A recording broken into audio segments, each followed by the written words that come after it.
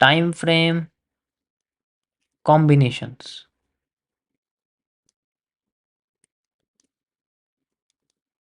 ठीक है, सबसे पहले ये देखो कि अगर आपको मान लो, मैं कुछ बताता हूँ कि आपको अगर चार्ट पर बैठे रहना है, if you want to sit with the chart, ठीक है, जैसे आपको चार्ट पे बैठे रहना, अपने एनालिसिस को देखते रहना है, तो मैं रिकमेंड करूंगा आपको दो चीज़। 15 मिनट्स का time frame for finding the trend, trend कैसा चल रहा है, प्लस 3 मिनट्स की या फिर लास्ट 2 मिनट्स की या फिर 1 मिनट की एंट्री। ठीक है, अब तुम सोचोगे मैंने 1 मिनट की तो एंट्री मना की है, बट अभी मैंने क्या बोला, अगर आपको चार्ट के साथ बैठने से, मैं चार्ट के साथ बैठूं तो मैं देख रहा हूँ, इट कैन, ठीक है, समझ आया। उसके बाद दूसरा, if you don't want to sit with the chart, आपको चार्ट के साथ नहीं बैठना, ठीक है, आपको क्या करना है, सेट एंड फॉरगेट, जिसे हम लोग कहते हैं एक तरह से, analysis and then free, free हो जाना।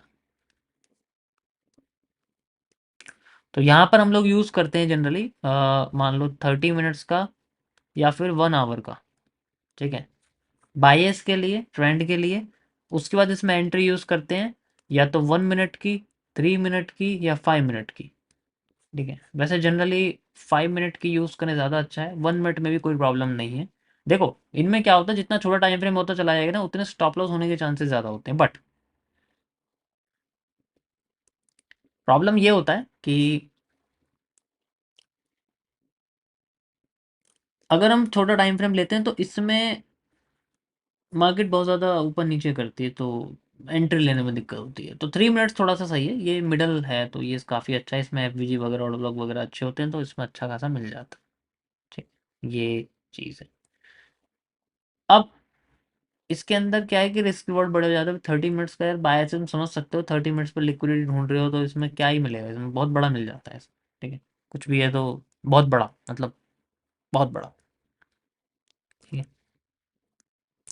अब छोटा टाइम फ्रेम पे एंट्री लेने में बहुत सारी चीज़ें प्रॉब्लम होती है, क्योंकि जैसे मान के चलो मैं आपसे कह रहा हूँ कि 1 मिनट पे एंट्री करनी है, तो 1 मिनट पे एंट्री करेंगे ना, एक तो क्या होगा कि लॉट बढ़ जाएगा। अगर लॉट बढ़ गया तो लॉट बढ़ने से क्या होगा कि यहाँ पर जो आपका कमीशन है ना, वो बढ़ जाएगा, कमीशन बहुत बढ़ जाता है। अगर लॉस होता तब इफेक्ट पड़ेगा, प्रॉफिट पे कोई इफेक्ट नहीं पड़ता। प्रॉफिट हो गया तो कोई इफेक्ट नहीं पड़ेगा अगर आपका, क्योंकि अब 1 मिनट में एक अच्छी चीज़ है, ठीक है, पहले बुरी चीज़ बता, 1 मिनट में बुरी चीज़ क्या है कि इसमें ना बहुत फास्ट हमें चीज़ें सोचनी पड़ती हैं, ठीक है, ट्रेड हमें बहुत फास्ट, अगर देखो आप पेंडिंग ऑर्डर यूज़ करते हो तो भाई देखो फिर तो कोई प्रॉब्लम नहीं, ऑर्डर ब्लॉक लिया, पेंडिंग ऑर्डर, ये मैं आपको एसएमसी के बारे में बता रहा हूँ, ठीक है, फिर तो कोई प्रॉब्लम नहीं है इसमें यार, पेंडिंग ऑर्डर तो लगा दी, लिमिट ऑर्डर मुझे पता है वहाँ मार्केट आने, मुझे एंट्री लेनी, तो पहले से मैं लगा के छोड़ दूंगा ना उसको, मार्केट वहाँ आ जाएगी, एग्जीक्यूट हो जाएगी ट्रेड। अब इसकी सबसे पॉजिटिव चीज़ क्या है कि इसमें जो आरआर है ना वो बहुत बड़े मिल जाते हैं, मतलब 1:20 तक, 1:50 भी, 1:100 भी मिल जाते हैं, ठीक है, लेकिन वो ये है कि पहली ट्रेड में नहीं मिलेंगे, हो सकता है कई सारी ट्रेड लॉस भी हो जाए, ठीक है, लॉस भी हो जाए कई सारी, उसमें से 4-5 ट्रेड लॉस हो जाए, उसके बाद फिर हमें प्रॉफिट मिले, या कोई ऐसी ट्रेड मिले जो जनरली इतने बड़े बड़े रेशियोज की हो, तो प्रॉब्लम्स होती है। फिर इसमें क्या होता है कि एक चीज़ आप और ऐड कर सकते हो कि स्प्रेड होते हैं, स्प्रेड की वजह से, स्प्रेड से क्या होता है कि जैसे मान के चलो गोल्ड में आपका 20 का स्प्रेड है, ठीक है, 20 पॉइंट का स्प्रेड है, तो एक ट्रेड लगाई है, वो आपकी यहाँ जाके लग रही है, उससे क्या होगा कि आपका आरआर कम हो जाएगा, जहाँ आपका 1:20 आ रहा था वहाँ आपका 1 रेशो शायद 18 आए, 18 भी ना आए, 15 आए या 12 आए, ये भी हो सकता है, ठीक है। दूसरे को ट्रेड बहुत देना आसान है, बाकी मैं क्या ही बोलूँ।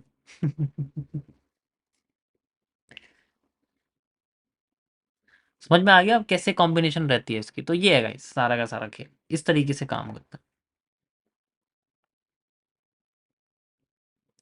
बाकी आपको समझदार हो, मुझे बताने की ज़रूरत नहीं है। ओके,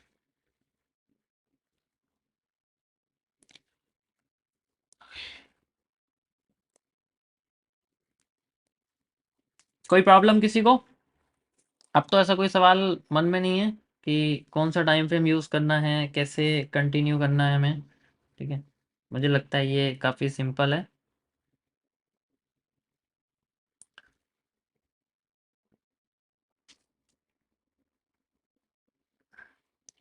भाई ये क्या हो रहा है? ये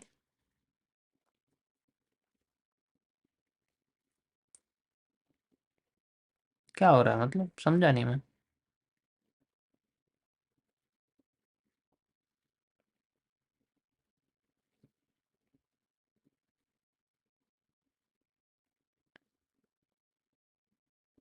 यहाँ थोड़ा सा टाइम पास हो रहा है, और क्या हो रहा है?